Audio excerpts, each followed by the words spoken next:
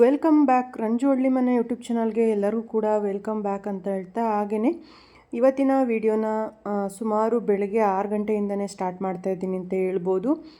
ಹಾಗೆಯೇ ನಮ್ಮದು ಸುಮಾರು ಒಂದು 6 ತಿಂಗಳಿಂದನೇ ನಮ್ಮದು ಮೋಟ್ರು ಸುಟ್ಟೋಗಿತ್ತು ಅಂತಲೇ ಹೇಳ್ಬೋದು. ಆ ಸುಟ್ಟೋಗಿದ್ದ ಮೋಟ್ರು ಫುಲ್ಲು ಒಳಗಡೆ ಎಲ್ಲ ಬೋರ್ಡ್ರಸ್ಗಳೆಲ್ಲ ಹಿಡ್ಕೊಂಡು ಲೆಂತು ಮತ್ತು ಮೋಟ್ರು ಎರಡೂ ಕೂಡ ಹೊರಗಡೆ ಬಂದೇ ಇರಲಿಲ್ಲ.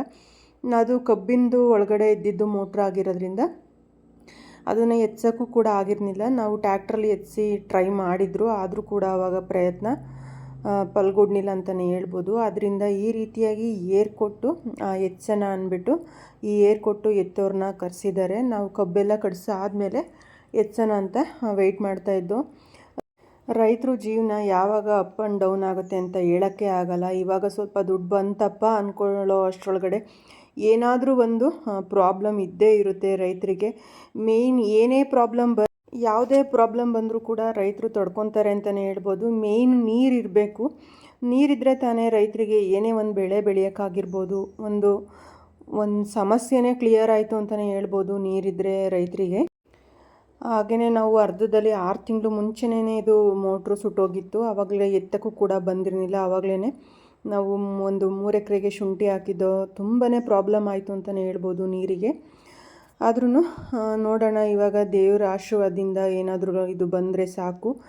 ಅದು ನೆನ್ನೆನೇ ವೈಲ್ಡಿಂಗ್ ಮಾಡಿಸಿದ್ದು, ಮೇಲ್ಗಡೆ ಥ್ರೆಡ್ಡು ವೈಲ್ಡಿಂಗ್ ಹೋಗಿತ್ತು, ಅದರಿಂದ ವೈಲ್ಡಿಂಗ್ ಮಾಡಿಸಿದ್ದು. ಅದು ಕರೆಕ್ಟಾಗಿ ವೈಲ್ಡಿಂಗ್ ಮಾಡಿರಲಿಲ್ಲ. ಅದರಿಂದ ಅಂದ್ಬಿಟ್ಟು ಮತ್ತೆ ಇವಾಗ ವೈಲ್ಡಿಂಗ್ ಎಲ್ಲ ಮಾಡಿ ಎಲ್ಲ ಅವರು ಸೆಟ್ಟಿಂಗ್ ಮಾಡ್ಕೊತಾ ಇದ್ದಾರೆ.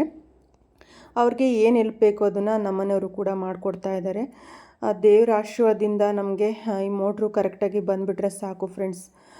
ಹಾಗೆಯೇ ಅದಕ್ಕೆ ಎಷ್ಟು ದುಡ್ಡು ಖರ್ಚಾಯಿತು ಅನ್ನೋದಕ್ಕಿಂತನೂ ಅದು ಬಂದರೆ ಸಾಕು ಅನ್ನೋದೇ ನಮ್ಮದು ಮೇಯ್ನು ರೀಸನ್ ಆಗಿರುತ್ತೆ. ನಮ್ಮದು ಅನ್ನೋದಕ್ಕಿಂತ ರೈತರು ಎಲ್ಲರೂ ಯೋಚನೆ ಮಾಡೋದು ಅದೇ ಥರ.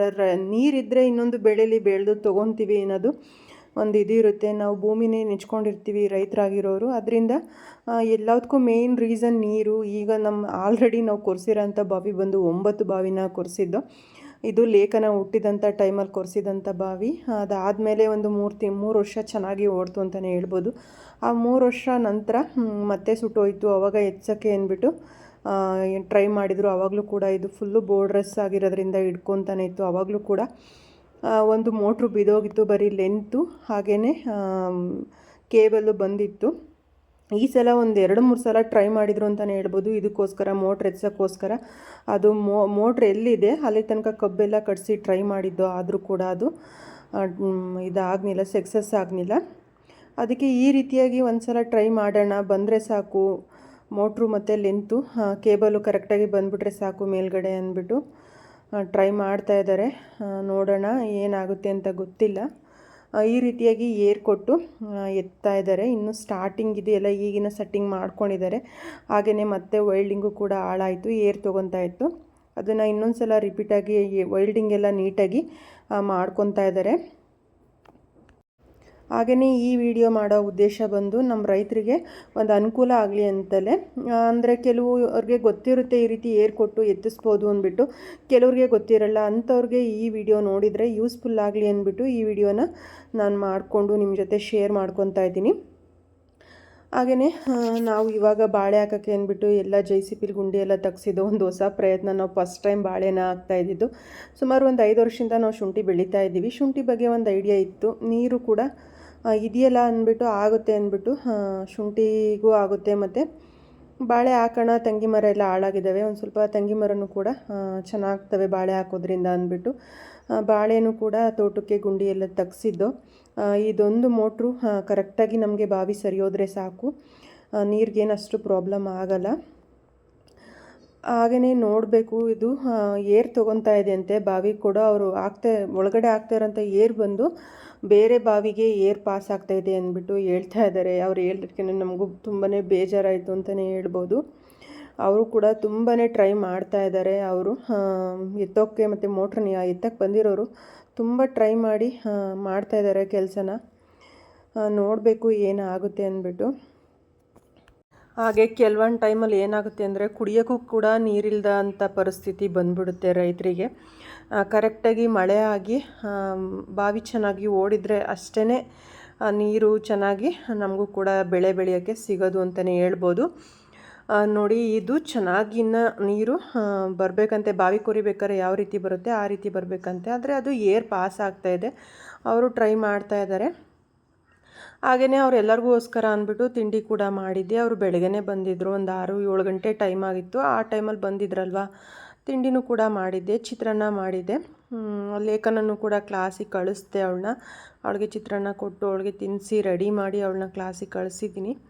ಈಗ ಅವ್ರಿಗೂ ಕೂಡ ತಿಂಡಿಗೆ ಅಂದ್ಬಿಟ್ಟು ಚಿತ್ರಾನ್ನ ಮಾಡಿದ್ದೆ, ಅವ್ರಿಗೂ ಕೂಡ ಎಲ್ಲ ಕಲಸಿ ರೆಡಿ ಮಾಡ್ಕೊತಾ ಇದ್ದೀನಿ. ಅದು ಸುಮಾರು ನಮ್ಮ ಹೊಲದಲ್ಲಿ ಯಾವ ರೀತಿ ಅಂದರೆ ನೀರು ಬರುತ್ತೆ, ಬಾವಿ ಎಲ್ಲೇ ಕೊರೆಸಿದ್ರು ನೀರು ಬರುತ್ತೆ, ಇಲ್ಲ ಸಿಲ್ಟ್ ಆಗಿರುತ್ತೆ, ಬಾವಿನ ಕೊರೆಸಿ ಮೋಟ್ರನ್ನ ಬಿಡೋ ಅಷ್ಟರೊಳಗಡೆ ಮುಚ್ಚೋಗುತ್ತೆ, ಇಲ್ಲಾಂದರೆ ಈ ಥರ ಬೋರ್ಡ್ರಸ್ಕಲ್ಲೆಲ್ಲ ಪ್ರಾಬ್ಲಮ್ ಆಗುತ್ತೆ, ಒಳಗಡೆ ಮೋಟ್ರನ್ನ ತೊಗೊಳಕ್ಕೆ ಬರಲ್ಲ. ಹಂಗಾಗೇ ಒಂದು ಕೂಡ ಮೋಟ್ರು ಹೋಯ್ತು. ಒಂದು ಸಲಾಗೆ ಒಂದು ಮೋಟ್ರು ಹೋದರೆ ಏನಿಲ್ಲ ಅಂದರೂ ಒಂದು 25,000-30,000 ಸಾವಿರ ಆಗಿರುತ್ತೆ. ರೈತರು ಎಲ್ಲಿ ಬೆಳೆದಿದ್ದ ಬೆಳೆನ ತಗೊಂಡು ನಾವು ಕೂಡ ರೈತರಿಗೆ ಈ ರೀತಿಯೇ ಲಾಸ್ ಆಗ್ತಾನೇ ಇರುತ್ತೆ. ರೈತರು ಅದಕ್ಕೋಸ್ಕರನೇ ಮೇಲೆ ಬರೋಕ್ಕಾಗಲ್ಲ ಅಂತಲೇ ಹೇಳ್ಬೋದು. ಇಲ್ಲ ಕರೆಕ್ಟಾಗಿ ಬೆಳೆದಿದ್ದ ಬೆಳೆಗೆ ರೈಟ್ ಸಿಗೋಲ್ಲ, ಇಲ್ಲ ರೈಟ್ ಸಿಕ್ಕಿದರೆ ಈ ಥರದಾದ ಒಂದು ಪ್ರಾಬ್ಲಮ್ ಇದ್ದೇ ಇರುತ್ತೆ ರೈತರಿಗೆ. ಇದು ನಮ್ಮನೆ ಒಬ್ಬರು ಮನೆ ಪ್ರಾಬ್ಲಮ್ ಅಲ್ಲ, ಪ್ರತಿ ರೈತರ ಮಲ್ಲೂ ಇರೋಂಥ ಪ್ರಾಬ್ಲಮ್ ಅಂತಲೇ ಹೇಳ್ಬೋದು. ಹಲವಾರು ಸಮಸ್ಯೆ ಇದ್ದೇ ಇರುತ್ತೆ ರೈತರಿಗೆ. ಈಗ ಭೂಮಿ ನೆಚ್ಚಿ ಬಂಡವಾಳನ ಹಾಕ್ತಾರೆ, ಅದು ಕರೆಕ್ಟಾಗಿ ಮಳೆ ಹೋದು ಮತ್ತು ನೀರು ಚೆನ್ನಾಗಿ ಬಂದರೆ ಆ ಬೆಳೆ ತಿಂಡಿ ತಿಂದು ಆದಮೇಲೆ ಮತ್ತೆ ಸ್ಟಾರ್ಟ್ ಮಾಡಿದರು ಮೋಟ್ರ್ ಎತ್ತಕ್ಕೆ. ಆದರೆ ಅದು ಬೇರೆ ಕಡೆ ಏರ್ ತಗೊಳ್ದೋಗಿದ್ರೆ ಗ್ಯಾರಂಟಿ ಅವರು ಮೋಟ್ರು ಮತ್ತು ಲೆಂತು ಹಾಗೆಯೇ ಕೇಬಲ್ಲು ಅಷ್ಟನ್ನು ಕೂಡ ಎತ್ಕೊಡೋರಂತೆ. ಅದು ಬಟ್ ಬೇರೆ ಕಡೆ ಏರ್ ತೊಗೋತಾ ಇರೋದ್ರಿಂದ ನನಗಂತೂ ಇದಾದಮೇಲೆ ವೀಡಿಯೋ ಮಾಡೋಕ್ಕೆ ಬೇಜಾರಾಯಿತು. ಸುಮಾರು ಒಂದು ರಾತ್ರಿ 7 ಗಂಟೆನೇ ಆಯಿತು. ಅವರು ಫುಲ್ಲು ಕಂಪ್ಲೀಟಾಗಿ ಅದನ್ನು ಮೋಟ್ರನ್ನ ಎತ್ಕೊಡೋ ಅಷ್ಟರೊಳಗಡೆ ಮೋಟ್ರು ಬರ್ನೇ ಇಲ್ಲ, ಬರೀ ಲೆಂತ್ ಮಾತ್ರ ಎತ್ಕೊಟ್ರು. ನಮ್ಮ ಮನೆ ಬರ ಹೇಗಿತ್ತು ಅಂದರೆ, ಕೊನೆ ಪಕ್ಷ ಲೆಂತು ಮತ್ತು ಕೇಬಲ್ ಆದರೂ ಬಂದಿದ್ದರೆ ಮನಸ್ಸಿಗೆ ಎಷ್ಟೋ ಸಮಾಧಾನ ಆಗ್ತಾಯಿತ್ತು. ಕೊನೆ ಪಕ್ಷ ಆಮೇಲೆ ಬರೀ ಲೆಂತ್ ಮಾತ್ರ ಬಂದು ಅದಾದಮೇಲೆ ನನಗೆ ವಿಡಿಯೋ ಮಾಡೋಕ್ಕೆ ಇಂಟ್ರೆಸ್ಟ್ ಆಗಲಿಲ್ಲ. ಅದಕ್ಕೆ ನಾನು ಅದ್ಯಾವುದು ಕೂಡ ವಿಡಿಯೋ ಮಾಡೋಕ್ಕೆ ಹೋಗಲಿಲ್ಲ. ತುಂಬಾ ಬೇಜಾರಾಯಿತು ಅಂತಲೇ ಹೇಳ್ಬೋದು. ಬರುತ್ತಲ್ವ ಎಲ್ಲೋ ಒಂದು ಕಡೆ ಬರ್ಬೋದು ಅನ್ನೋ ಒಂದು ನಿರೀಕ್ಷೆನ ಇಟ್ಕೊಂಡಿದ್ದು, ಅದು ಫೇಲ್ ಆಯಿತು ಅಂತಲೇ ಹೇಳ್ಬೋದು. ಅದರಿಂದ ಈ ವಿಡಿಯೋನ ಇಲ್ಲಿಗೆ ಮುಗಿಸ್ತಾ ಇದ್ದೀನಿ.